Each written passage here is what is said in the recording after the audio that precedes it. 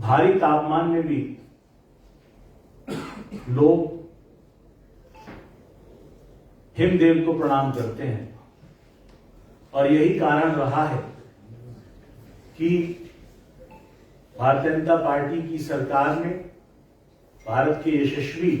प्रधानमंत्री श्री नरेंद्र मोदी जी ने हमेशा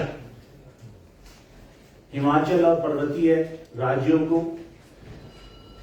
अपनी वरीयता में विशेष रूप से रखा है और उनका एक राजनीतिक जीवन का लंबा समय इन्हीं पर्वतीय क्षेत्रों के बीच इसी धरा पर संगठन की सेवा में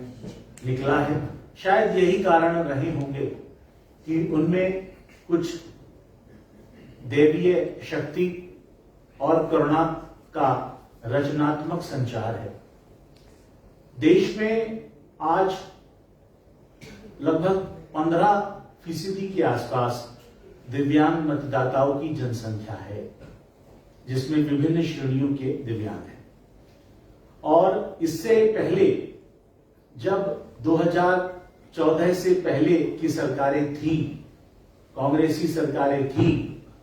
तो दिव्यांगों का चिन्हीकरण भी अच्छे से नहीं हुआ था और मात्र 3 श्रेणियां होती थी और एक लंबी सूची के प्रत्यक्ष पीड़ित उन सुविधाओं को, उन रोगों से लड़ने के अधिकारों से वंचित हो जाते थे। जिस सरकार ने राहुल जी के नेतृत्व में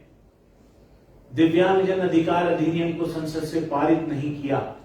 10 साल तक हम लोगों ने, देश के दिव्यांगों ने एक लंबा संघर्ष किया।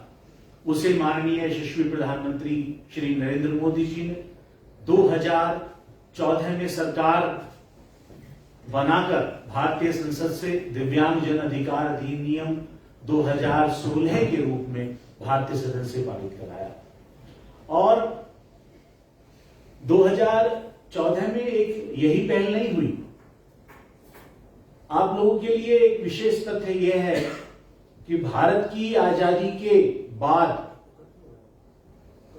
उस सरकार को 1995 तक दिव्यांग वर्ग की कोई याद नहीं आई और भारतीय संविधान में, कानून में उनके लिए कोई एक कानून नहीं था।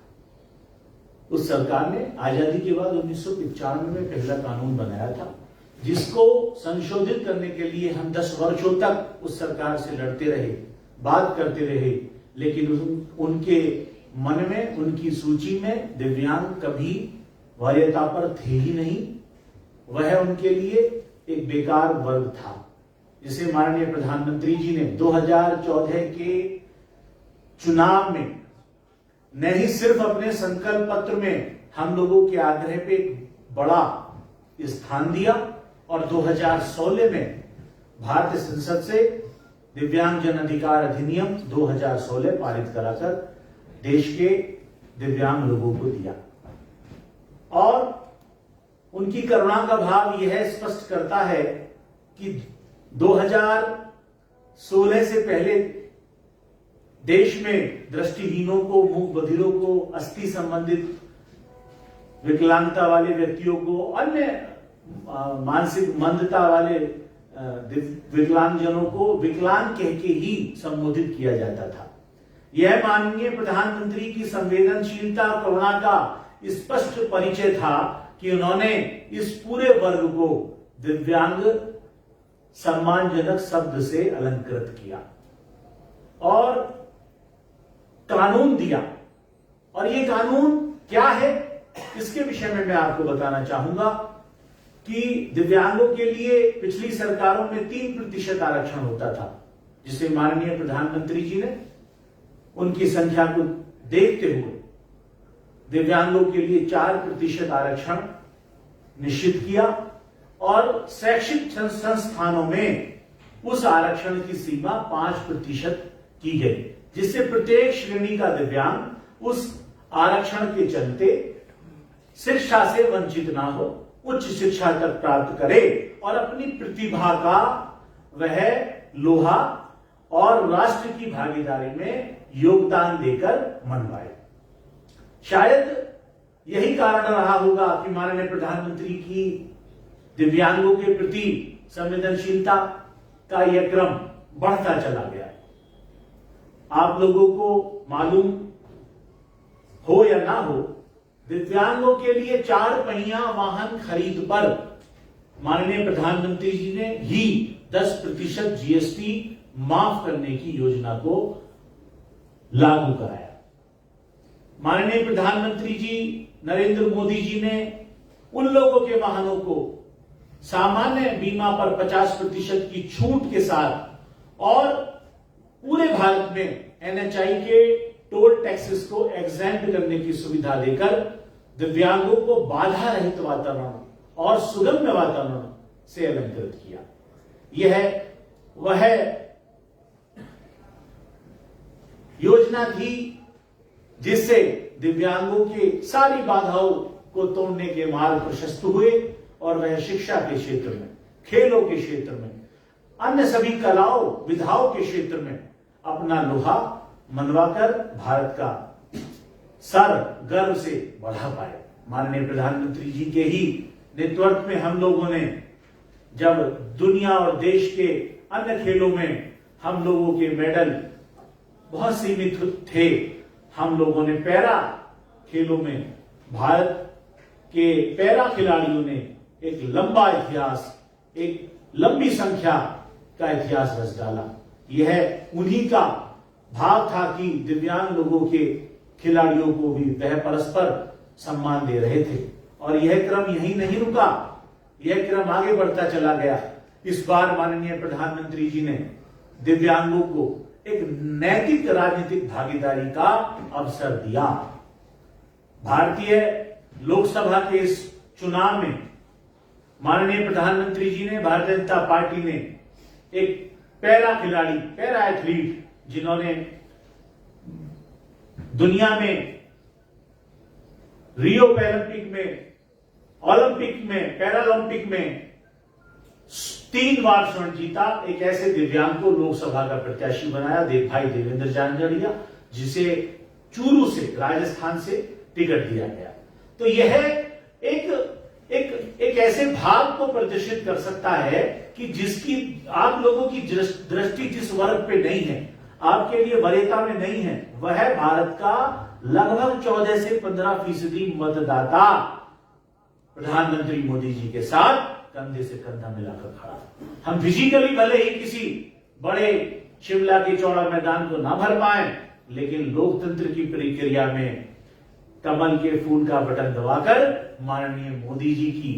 सारे प्रत्याशियों को विजयी दिलाने का मार्ग प्रशस्त करेंगे। और यही आह्वान मैं अपने उन दिव्यांग साथियों से हिमाचल में, शिमला में करने आया हूं। एक यही योजना नहीं है, आज प्रधानमंत्री मोदी जी ने मोदी जी की गारंटी में, अपने संकल्प पत्र में यह गारंटी दी है कि माननीय प्रधानमंत्री जी प्रत्येक दिव्यांग को पीएम आवास देने में विशेष प्राथमिकता वरीयता देंगे। यह संकल्प पत्र में उल्लेखित है और इसी के साथ हम बहुत ही किफायती दर में उच्च स्तरीय तकनीक के दिव्यांग उपकरण दिव्यांग जनों के लिए उपलब्ध कराएंगे और उनके निर्माण के संस्थानों को भारतवर्ष में अधिक से अधिक स्थापित कराएंगे। ये मोदी की गारंटी है और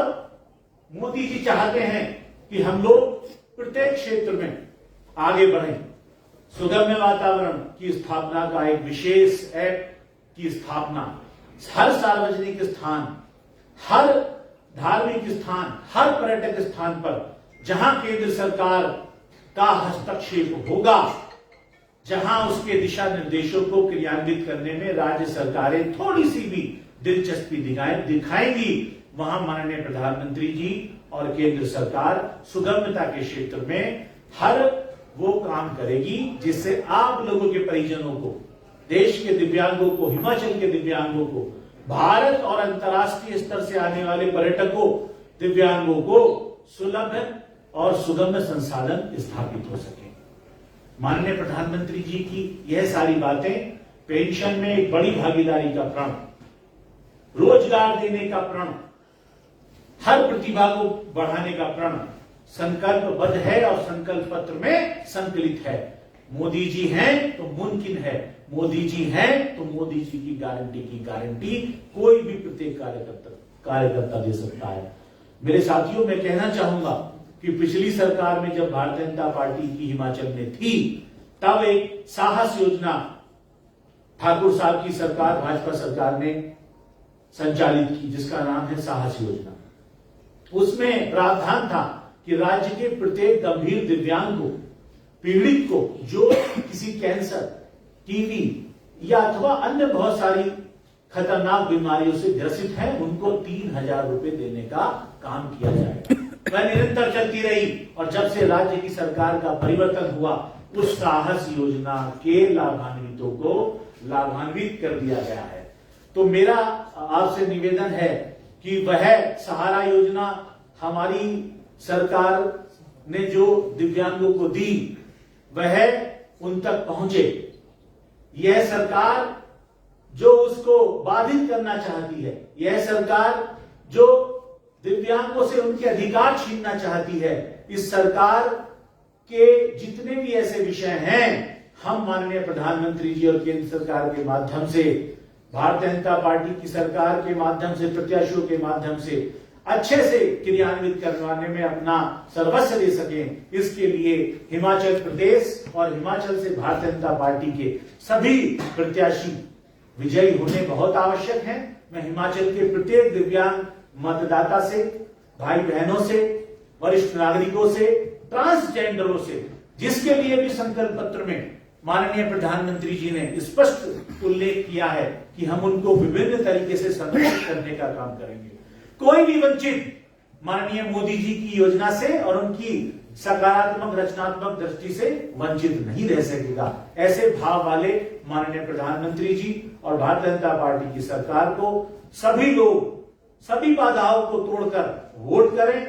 अपना वोट अवश्य करें और माननीय प्रधानमंत्री श्री नरेंद्र मोदी के नेतृत्व में पुनः केंद्र में सरकार लाकर अपने राष्ट्र के निर्माण में अपनी भागीदारी सुनिश्चित करें।